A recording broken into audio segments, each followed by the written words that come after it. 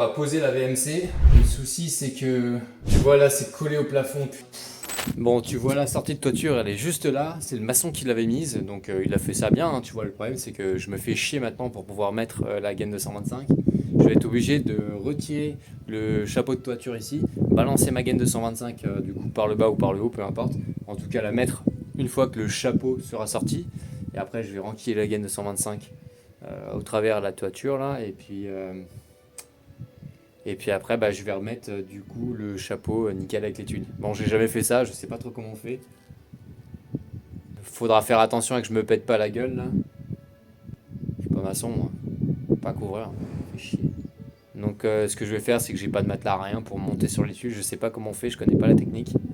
Ce que je vais faire, c'est que je vais ramper, tu vois. Je vais essayer de ramper sur les tuiles pour pas les éclataxes. On va avancer comme ça en rampant jusqu'à là-bas et puis voilà quoi. Allez, on envoie ça là-bas. Absolument pas ce que je veux. On va s'appuyer là-dessus. Oh, putain. Le con.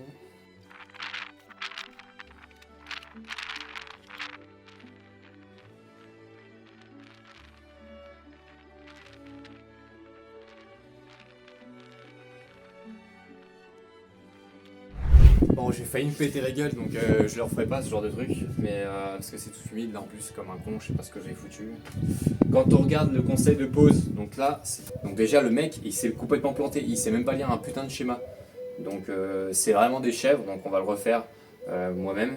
Et puis, comme je pouvais pas la mettre, j'arrivais pas à mettre du coup la gaine de 125 sur la toiture, c'est pour ça que je me suis ramené, je me suis fait chier, je suis revenu, et on va la refaire tranquille.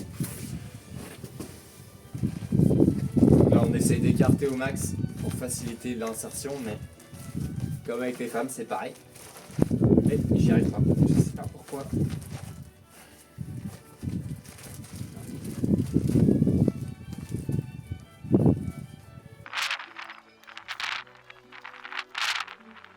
Ça passe au millimètre près, hein. Franchement, je sais pas pourquoi il serre autant le truc. Parce qu'après, tu mets un collier de serrage, donc je vois pas pourquoi c'est aussi dur à enfiler cette capote. Putain.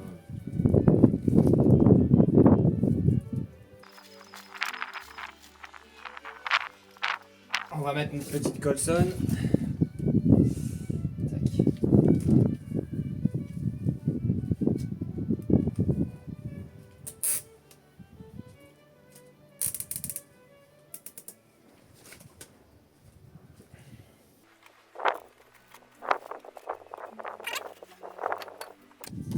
Donc maintenant, on va retourner dans le bordor là-bas.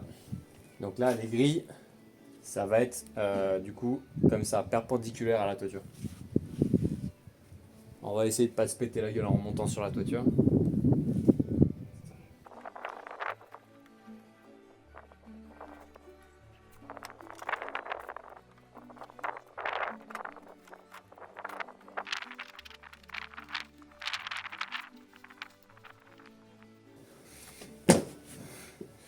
Bon. Bah écoute, je me suis pas pété la gueule. Putain. Je suis tombé de 3-4 mètres là. C'était en d'axe. Bon, je vais te montrer ce que ça donne. Tu vois, là, il y a bien la grille sur les côtés perpendiculaires à la toiture. C'est exactement ce qu'il fallait faire. Et c'est ce que ce foutu maçon n'avait pas fait, putain. Ce qui me tue, c'est qu'il m'avait vraiment pris pour un bouffon en plus, ce con, tu vois. Il m'a dit, ah, gna gna gna, faut la mettre comme ça. Je dis, ouais, ouais, t'as raison. Et là, je regarde, le mec, il a fait n'importe quoi. Franchement, c'est pas des mecs. J'aurais dû faire maçon. Putain, franchement, ils sont tellement mauvais que. Tellement pas sympa en plus, ces gars. Bon, je ferai quand même vérifier ça par un couvreur. Si t'es couvreur, dis-moi si c'est correct ce que j'ai fait. Je vais essayer de te montrer en zoomant un peu plus. On va voir ça.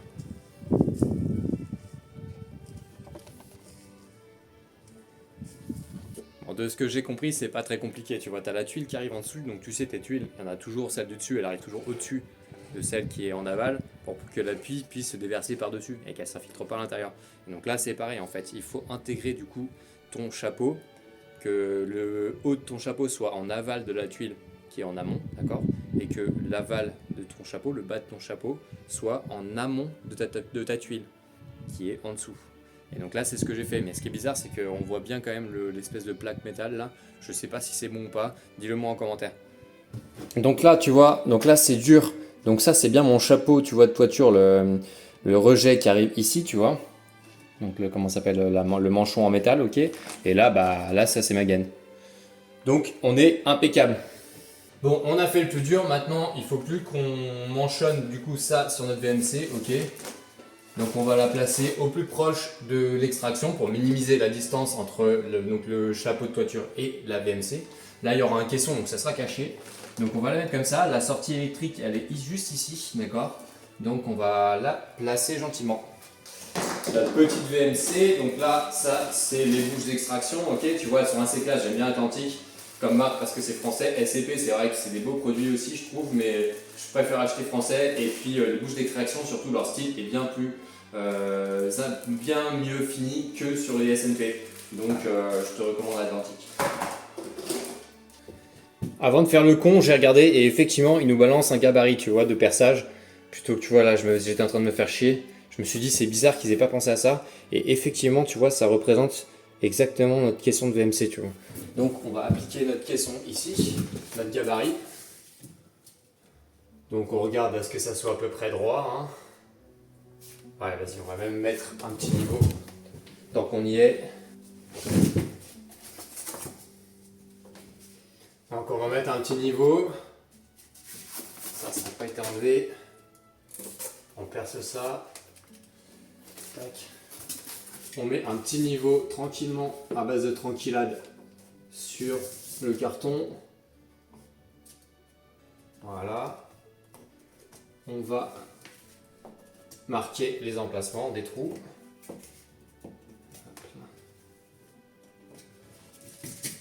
Et là, on est bueno Johnny.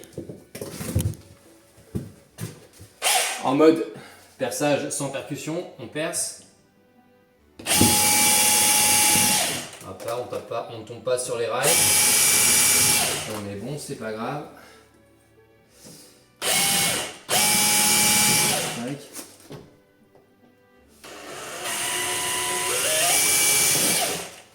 Ok. Les chevilles. 1, 2, 3, il en manque une. Que voici. On tape. Donc là, on est pas mal. On n'a plus après qu'à mettre notre rejet du coup sur le manchon. Ok. Donc c'est pareil, on va essayer d'écarter au maximum la gaine. Hop. Là, je l'ai laissé non isolé, on pourrait remettre le bout, mais en vrai, on est dans la partie isolée, donc ça sert à rien, je vais pas me faire chier, on va la mettre comme ça.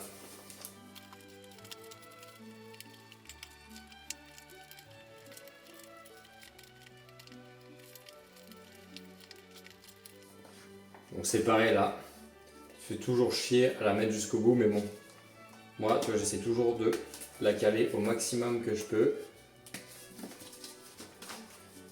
Écoute Johnny, on est pas mal. On va essayer de retirer encore un peu. Voilà. On est pas mal. On va mettre un Colson.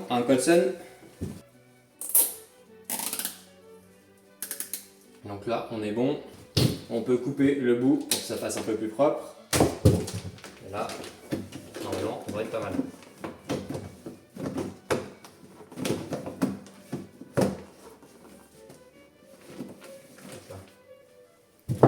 Putain, je suis juste, hein, mon gars, j'ai failli faire le con. Je sais pas ce que j'ai foutu, toujours laisser plus de rab. Tu laisses 50 cm, 1 mètre, tu t'en fous. Là, t'as vu, j'ai failli me foirer. Ah, j'aurais dû remanchonner la gaine après. C'est vraiment le genre d'erreur de noob, mon gars, de noob, de débutant possible.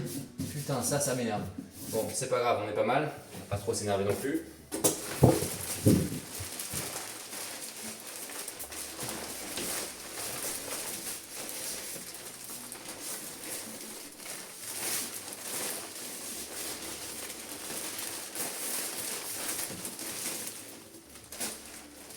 Et là, ce qu'on va faire, c'est qu'on va mettre notre gaine gentiment donc, de la salle de bain. On va mettre en piquage 30, car on ne la met pas sur la piquage de gauche, là, parce que ça va me faire chier. Donc on la met ici. Donc j'ai mis un piquage 30 mètres cubes par heure, ok. Là, on va la mettre par ici. On va prendre notre longueur.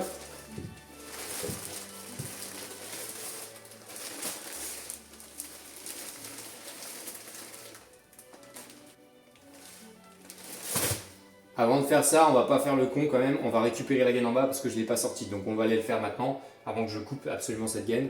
On redescend. Donc là, il faut que je sorte. Faut que je perce ici de à 80 pour pouvoir sortir du coup mon extraction, ma gaine, et après mettre ma bouche d'extraction, pardon. Donc là, ce que je fais, on balance la scie cloche de 80. On va prendre notre repère et on va percer. Donc je crois que c'est à 20 qu'il faut prendre. Après, je vais vérifier sur le carnet là, sur le mode d'emploi. On va voir ce qu'ils disent, mais normalement, je crois que c'est 20 de chaque bord. On va vérifier ça. Bon, c'était pas écrit, on va le prendre à, allez, on va le prendre à 15. Donc le mur est pas droit, hein. Donc on s'en fiche un petit peu. On vérifie qu'il n'y a pas de rail derrière, mais normalement il n'y a pas de raison. On positionne la scie cloche. Vitesse 1.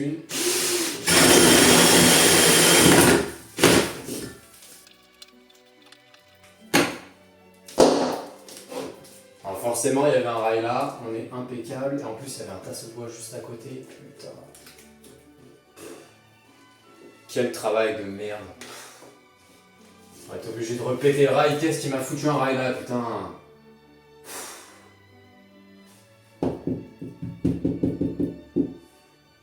Ah, c'est de ma faute. J'aurais dû la sortir avant. Bon, ce qu'on va faire, donc là, on va essayer de... Il y a un rail qui est juste là. Je vais essayer de te le montrer. On va essayer de le défoncer avec mon multitool, mais on va se faire chier encore. Putain. C'est vraiment du travail de merde, je te jure. Regarde, qu'est-ce qui m'a foutu un rail genre à 15 cm du truc? Pourquoi il l'a pas mis sur le bord? On sait pas. Et surtout, pourquoi il m'a pas sorti dans ce cas-là? Tu vois, quand tu le fais, moi, mon pote, à chaque fois, il me sort mes gaines et tout, il fait tout, quoi. Ah, ça va, parce que c'était 80, donc je pouvais mettre la main dedans pour récupérer la gaine, mais bon, quand même. Allez, ça part.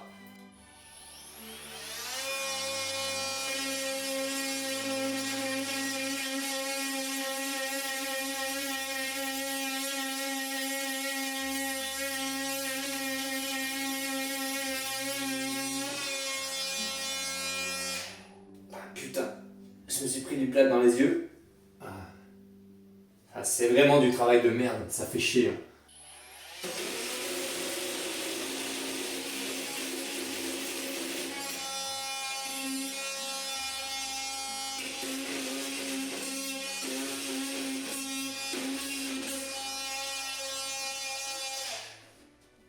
Alors voilà, du bon travail de merde. Du coup, forcément, avec les vibrations, ça fait péter là, au niveau de la vis. Donc j'ai enlevé ça, il se démerdera le peintre, rien à foutre. Et bah là, du coup, j'ai pété le rail ici, tu vois. J'ai pris un peu plus long parce que sinon, je vais me faire chier après avec la gaine. Donc je vais sortir et normalement, après, avec la bouche d'extraction, ça va me cacher cette daube là. Mais ça, franchement, ça me saoule, tu vois. Putain. Le mec, il pouvait pas me la sortir. Ah, il a pas de scie cloche de 80, il a rien, le mec est sous-équipé. Ouais, ou rien à faire surtout. Donc voilà, hein, tranquille, on va sortir ça. Donc forcément là c'est magnifique, comme j'ai coupé le rail, c'est coupant, ça va éclater la gaine, c'est super. Tu vois, là elle commence à être trouée. J'espère que ça ne l'a pas attaqué à l'intérieur. Sinon ça va rien aspirer. On va allumer.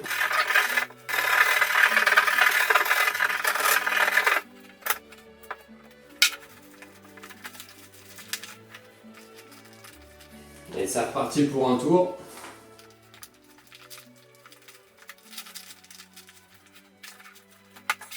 Ah, ça bloque encore, putain!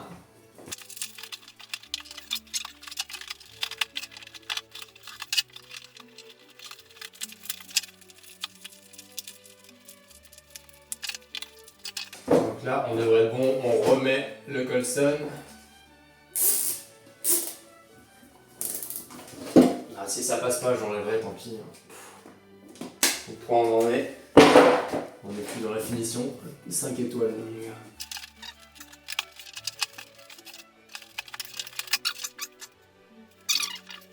Ouais. On va l'enlever parce qu'on les connaît. Hein. Là, c'est impeccable. J'avais tout vissé, sauf que j'ai oublié de mettre la mousse. Donc on va tout redévisser, c'est super. Bien joué Aurélien.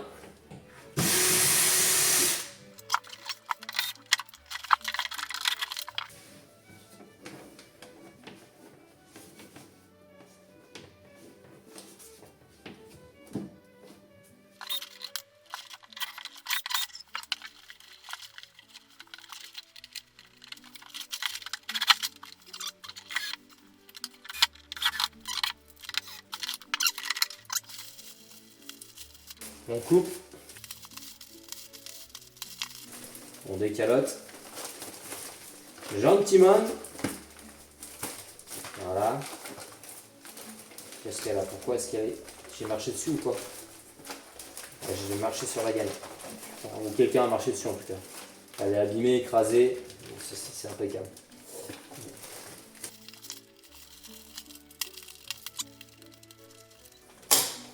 Alors, le ciseau a du mal à couper celle-là. Je sais pas pourquoi. Ça doit être un métal qui est de l'acier, j'en sais rien, qui a du mal à couper. Je sais pas ce que c'est comme métal. Hop.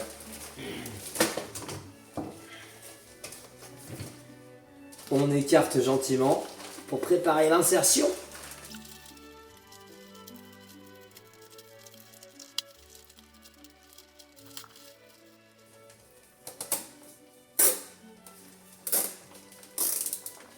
On serre le collier. On coupe.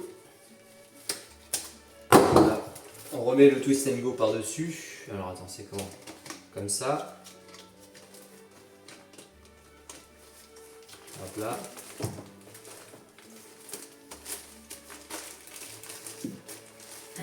On va scotcher avec du scotch pour que ça fasse bien comme ça, que ça se pète pas la gueule. On le refiche ici, voilà, impeccable, on est bon. Il me reste plus que quoi? Il me reste deux choses. Il me reste l'extraction de la salle de bain, mais ça viendra de la cuisine, pardon, ça viendra à la fin quand ils auront mis le caisson. Donc je ferai exactement la même chose que là, tu vois. Donc petit bout de gaine et tac, et ici où là je sais pas, je mettrai la bouche d'extraction sur une des deux façades du caisson, vraisemblablement ici pour le mettre plus proche du point d'eau qui sera derrière. Il me reste plus du coup que à brancher, à câbler ma VMC et on est bon. Donc là c'est pareil, je ne me rappelle pas, je connais pas par cœur tous les trucs, donc on va relire le manuel. Donc normalement il y a une histoire de petite et de grande vitesse que tu es censé allumer via un bouton poussoir pour répondre à une norme française qui dit qu'il faut être en grande vitesse 30 minutes par jour. Personne ne l'utilise, je ne le mets pas personnellement, ça sert à rien du tout, ça fait chier plutôt qu'autre chose. Donc là, moi je mets tout en petite vitesse et j'ai demandé au maître d'ouvrage s'il veut que je le mette par défaut en grande vitesse parce qu'ici il y a beaucoup d'humidité et ça peut le faire, tu vois, d'avoir une VMC qui tourne en grande vitesse, mais un, ça fera plus de bruit et deux, la consommation explosera, enfin en tout cas sera plus importante. Donc je vais voir avec lui s'il préfère que ça soit en grande vitesse. Parce que j'étais là, merde, il y a un problème, il y a une couille dans le pâté. En fait, tu as un schéma qui est juste là sur le cordon, donc on va le respecter. Donc là, c'est parti pour le câblage. Donc là, on va respecter, c'est comme le port-salut, on va mettre le rouge sur le rouge, le bleu sur le bleu. Là, tu vois, c'est impeccable. Sur leur schéma, il est inversé par rapport, du coup, tu vois, je sais pas si on voit bien. Là, tu as neutre, etc. 1, 2. Et là, c'est inversé par rapport à ce qu'ils nous mettent. Donc, c'est super. Donc là, ils disent, c'est le sens en fait, ouais, c'est ça. Ça, c'est censé être à gauche, ouais, peu importe. Donc sur le neutre, ils disent le bleu ou le gris, donc c'est celui-là, ok. Donc ça, c'est le neutre. Après, ils disent le vert jaune. Bon, là, tu vois bien le symbole de l'inter, tu peux pas te tromper. On rentre dedans. Qu'est-ce qu'il me raconte après? Le marron sur le 1 et le noir sur le 2. Donc voilà, ça nous donne ça, ok. Et maintenant, sur le schéma, qu'est-ce qu'il nous raconte? Donc moi, j'ai pas de grande vitesse, j'aurai que la petite vitesse. Donc là, sur le schéma de la petite vitesse, ils nous disent quoi? Donc en tout cas, la phase doit arriver sur le 1 et la grande vitesse, elle enclenche du coup le 2. Quand tu as un bouton, donc un interrupteur, tu appuies sur l'interrupteur et le retour, il actionne le 2. Donc là, il faut que je mette donc neutre sur le neutre, vert jaune sur la terre et la phase sur le 1. Donc c'est ce qu'on va faire ici. On va faire attention parce que là, tu vois, là il y a le juice dessus, donc on va faire très attention. On va pas se prendre une patate, ça serait con. Après tous ces efforts, on met la terre le plus facile d'abord. Tac, on rentre ça dedans. On va mettre le neutre sur le N. Ok. Et là, on va faire extrêmement attention avec la phase. On va tirer un peu. Hop. Là, il y a le juice. On va la mettre sur 1. Voilà. Et là, t'entends, donc c'est bien raccordé de 1. Et donc ça part, t'entends bien le moteur qui va tourner. Là, c'est pas bon parce que j'ai pas donc fini de boucher ça. Donc effectivement, la VMC va très mal fonctionner. Mais c'est pas grave, là, c'était juste pour le test. On va essayer de se mettre en grande vitesse pour voir ce que ça fait. Normalement, le bruit devrait être plus grand. Donc là, le moteur s'arrête. On passe en grande vitesse. Je sais pourquoi ça marche pas, c'est parce qu'en fait, tu dois avoir un repiquage entre le 1 et le 2. Il n'y a plus d'alimentation sur le 1. Il faut que le 2 reçoive le juice aussi. Ah ouais. Là, tu sens bien que tu es en vitesse 2, mon gars. Ça décoiffe, on dirait que c'est l'ouragan Katrina, quoi. T'entends ce bruit? putain. Ouais, donc clairement, on pourra pas mettre en vitesse 2, c'est pas possible. T'as vu la puissance du machin? On va laisser en vitesse 1 tout le temps, c'est mort. Donc là, on est bon. On va remettre ça à l'intérieur. Là, je vais mettre une sortie de câble. Là, je vais mettre un cache parce que normalement, il y avait le chauffe-eau qui aurait dû se reprendre dessus, mais ils l'ont changé de place. Donc du coup, je vais mettre un obturateur ici. Là, pareil ici. Ou une sortie de câble, je sais plus. Sortie de câble là. Et voilà, on refermera la boîte de dérivation et on est tout bon. Donc là, si on regarde, on est quand même assez clean. Tu vois, ça fait un petit coup d'ici, mais je pouvais pas faire autrement. Et puis voilà, là après, ça redescend en bas directement à la salle de bain. On a notre câble d'alimentation. Il ne nous manque plus que la bouche d'extraction de la cuisine qui se raccordera sur ce manchon là et on est tout bon. C'est du travail nickel.